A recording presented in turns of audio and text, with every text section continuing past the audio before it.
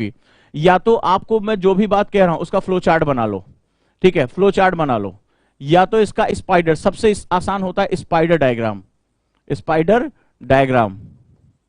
और इसके बाद जो होता है सबसे टॉप क्लास जो होता है जिसकी प्रैक्टिस करके आप बहुत कुछ अचीव कर सकते हो।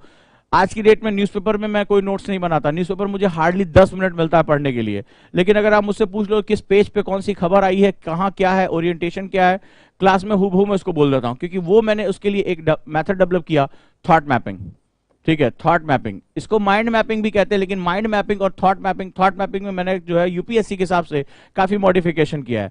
सो ये थॉट मैपिंग प्रोसेस से आप काफी कुछ जो है वो आसानी से कर सकते हो, एक प्रश्नों की श्रृंखला अपने दिमाग में क्रिएट कर सकते हो। ये 3 स्तर होते हैं। अब जैसे मैं आपसे बात करूंगा, आपने मेरी अभी जो क्लास की है उसके आपने फ्लो चार्ट कितना बनाया, मैंने क्लास कहां से शुरू किया, इसके बारे में क्या बात किया, इसके बाद में कहां गया, आपको वो सारी चीजें कम से कम वर्ड में आपको इसके बारे में पता करना है।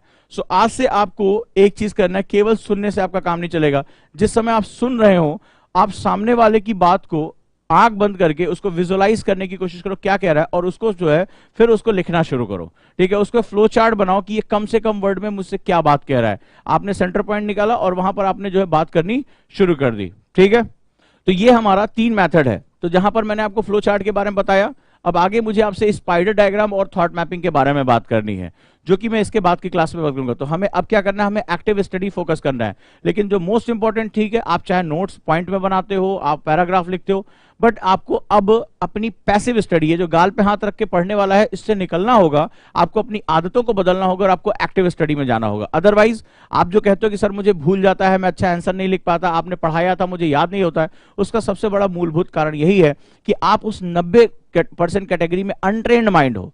फिर उसके बाद आप दोष देने के लिए बहाने ढूंढते हो, सर मैं तो हिंदी वाला था इसलिए मेरा अच्छा नहीं हुआ, सर मैं फलाना था इसलिए मेरा अच्छा नहीं। तो आप जो है तमाम तरह के बहाने ढूंढते हो, उसका कोई फायदा नहीं है। तो आपके बहाने ना कोई सुनने के लिए यहां बैठा हुआ है, और जीवन आपका है। आपको ये सोचना है कि मुझे अपनी स्किल्स को बढ़ा के लड़ना है या मुझे किनारे बैठ के रोना है, ठीक है। तो रोने वालों के आज किसी को इतना समय नहीं कि रोने वालों का जो है वो रोना कोई सुन सके। सो बेहतर है कि आप अपने आप को बेस्ट परफॉर्मेंस की तरफ लेकर जाओ, अच्छे से काम करने की कोशिश करो, और जो है वो अपनी लड़ाई को आगे लेकर